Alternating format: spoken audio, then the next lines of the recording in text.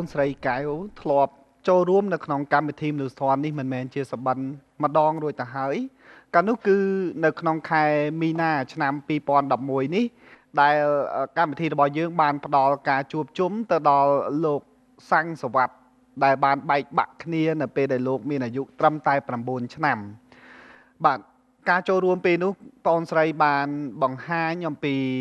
រឿងរ៉ាវដំណើរសាច់រឿងនៃការព្រាត់ប្រាសបានមួយលើកបាទ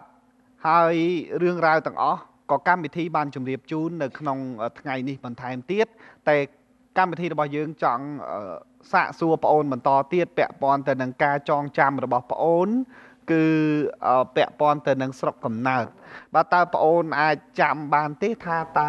ស្រុកកំណើតរបស់បងអូននៅទីណាដែរឬក៏នៅខេត្តណាដែរមើលទៅចាខ្ញុំគាត់ចាំថានៅក្បែរផ្ទះខ្ញុំមានចំការកស៊ូច្រើនមានដើមកស៊ូអីហើយតើមានតាហ៊ានមានអីនៅអញ្ចឹងហើយឲ្យខ្ញុំសន្និដ្ឋានថានៅខេត្តណាច្បាស់ក៏ខ្ញុំអត់ចាំទេគាត់ថាខ្ញុំតែនិយាយថាខេត្តរបស់ខ្ញុំស្ថិតនៅខេត្តកំពង់ចាមគឺជាខេត្តដែលមានដំណាំចំការកស៊ូមែនទេចាបាទបាទនៅក្នុងអំឡុងឆ្នាំ1990ខេត្តដែលមានដំ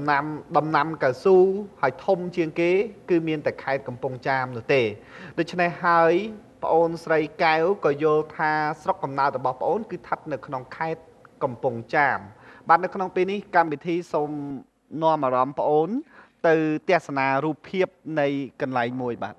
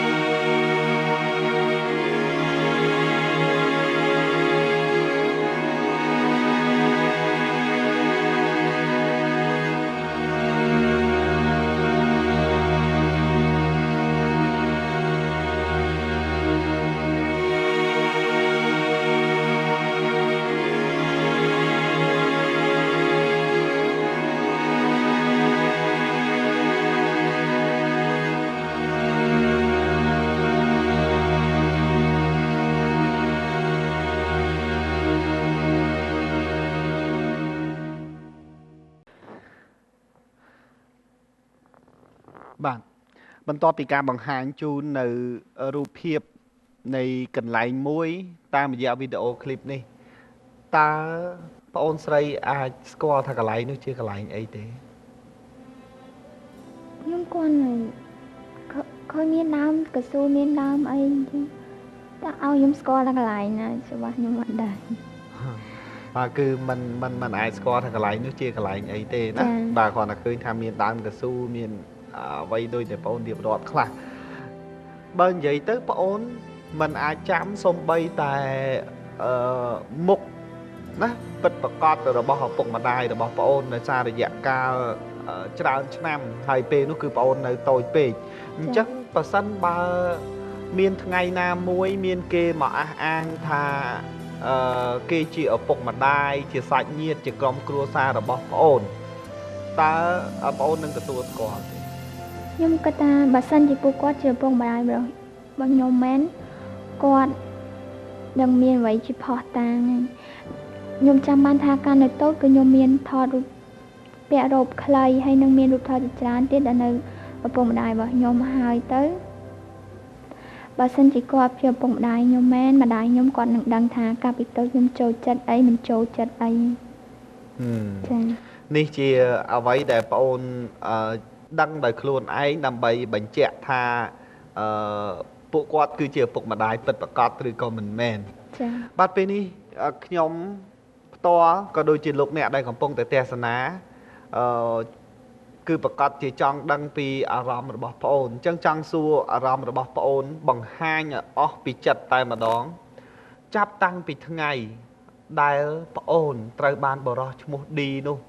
នាំចេញពីផ្ទះដំណើរនៃជីវិតរយៈកាលជាច្រើនឆ្នាំនៅក្នុងរយៈកាលដែលប្អូនរស់នៅតែលតោលតែម្នាក់ឯងនោះអារម្មណ៍របស់ប្អូនជួបប្រទះនៅអារម្មណ៍កំសត់ហើយនឹងអារម្មណ៍អ្វីខ្លះដែរដែលប្អូនបានជួបប្រទះចង់ឲ្យប្អូនបង្ហាញនៅការពិតពីអារម្មណ៍របស់ប្អូនដែលរស់នៅពេលនោះចាតាំងពីពេលដែលខ្ញុំបែកបាក់ពីក្រុមគ្រួសារខ្ញុំមកខ្ញុំមិនដែលគិតថាខ្ញុំមិនអាចជួបទេហើយខ្ញុំក៏មិនអាចគិតថាខ្ញុំអាចជួបដែរហើយបើតាមឲ្យនិយាយពីការនឹករលឹកវិញខ្ញុំមិនអាចនិយាយប៉ានស្មានបានទេព្រោះឯការនឹករលឹករបស់ខ្ញុំនឹងទៅឪពុកម្ដាយរបស់ខ្ញុំវាមានការធំធេងដែលខ្ញុំមិនអាចប៉ានស្មានបានបាទហើយធ្លាប់មានពេលណាដែលថា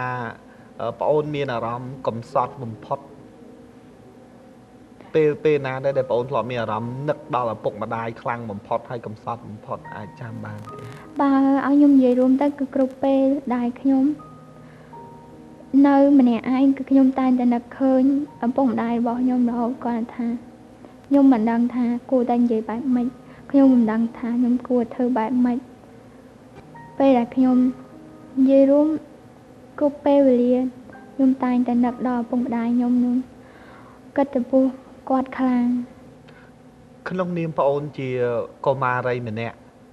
តាំងពីតូចហើយចឹងពេលដែលប្អូនឃើញកុមារីផ្សេងទៀតឬក៏កូនផ្សេងទៀតដែលគេនៅជួបជុំជាមួយនឹងឪពុកម្ដាយរបស់គេអារម្មណ៍របស់ប្អូនមានការគៀបសង្កត់បែបណាហើយយល់ឃើញបែបណាចំពោះជីវិតខ្លួនឯងដែរចាកាលពីខ្ញុំនៅតូចដូចជាវាថាខ្ញុំអត់សូវនឹកឃើញហ្មងទេវាថាចិត្តតែផ្លេចរហូតដល់ពេលដែលខ្ញុំចេះគិតផាយជាខ្ញុំអាយុ10ឆ្នាំជាងពេលហ្នឹងចាប់ផ្ដើមពេលដែរខ្ញុំឃើញគេមានឪពុកម្ដាយ